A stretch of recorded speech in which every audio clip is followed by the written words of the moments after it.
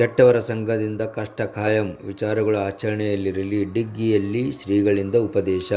ಬೀದರ್ ಜಿಲ್ಲೆಯ ಕಮಲನಗರ ತಾಲೂಕಿನ ಐತಿಹಾಸಿಕ ಡಿಗ್ಗಿ ಗ್ರಾಮದ ಶ್ರೀ ಮಡಿವಾಳೇಶ್ವರ ದೇವಾಲಯದಲ್ಲಿ ಶ್ರೀ ಮಡಿವಾಳೇಶ್ವರ ಜಾತ್ರಾ ಮಹೋತ್ಸವದ 2026ರ ಅಂಗವಾಗಿ ಆಯೋಜಿಸಲಾಗಿದ್ದ 3 ದಿನಗಳ ವಿಶೇಷ ಪ್ರವಚನ ಕಾರ್ಯಕ್ರಮದ 3ನೇ ದಿನದ ಪ್ರವಚನ ಹಾಗೂ ಸಮಾರೋಪ ಸಮಾರಂಭವು ಶುಕ್ರವಾರ ಸಂಜೆ ಅತ್ಯಂತ ವಿಜೃಂಭಣೆಯಿಂದ ನೆರವೇರಿತು.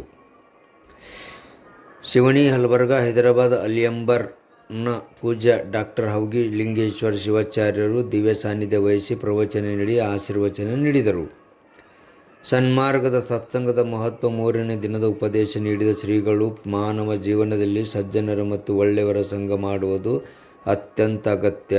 ನಾವು ಕೆಟ್ಟವರ ಸಂಘ ಮಾಡಿದರೆ ಅದರ ದುಷ್ಪರಿಣಾಮವನ್ನು ನಾವೇ ಎದುರಿಸಬೇಕಾಗುತ್ತದೆ ಎಂದು ಎಚ್ಚರಿಸಿದರು. ಇದನ್ನು ಕಾಗೆ ಮತ್ತು ಕೋಗಿಲೆ ಗೆಳೆತನದ ಕಥೆಯ ಮೂಲಕ ಪ್ರಸ್ತಾಪಿಸಿ ದುಷ್ಟರ ಸಾಂಗತ್ಯದಿಂದ ಕೋಗಿಲೆ ಹೇಗೆ ಶಿಕ್ಷೆ ಅನುಭವಿಸಿತ್ತು ಎಂಬುದನ್ನು ಸ್ವಾರಸ್ಯಕರವಾಗಿ ವಿವರಿಸಿದರು.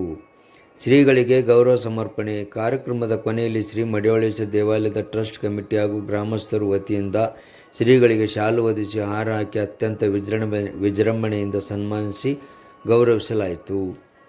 ಸನ್ಮಾನ ಸ್ವೀಕರಿಸಿ ಮಾತನಾಡಿದ ಶ್ರೀಗಳು, ಡಿಗ್ಗಿ ಗ್ರಾಮವು ನನಗೆ ಸ್ವಂತ ತವರು ಮನೆ ಇದ್ದಂತೆ.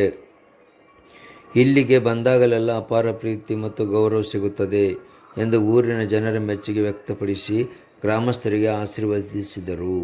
ಈ ಕಾರ್ಯಕ್ರಮದಲ್ಲಿ ದೇವಾಲಯದ ಟ್ರಸ್ಟ್ನ ಪದಾಧಿಕಾರಿಗಳು, ಪ್ರಮುಖ ಮುಖಂಡರು, ಭಜನೆ ಮಂಡಳಿಯವರು ಹಾಗೂ ಡಿಗ್ಗಿ ಸೇರಿದಂತೆ ಸುತ್ತಮುತ್ತಲಿನ ವಿವಿಧ ಗ್ರಾಮಗಳ ನೂರಾರು ಭಕ್ತಾದಿಗಳು ಪಾಲ್ಗೊಂಡು ಪ್ರಸಾದ ಸೇವಿಸಿದರು.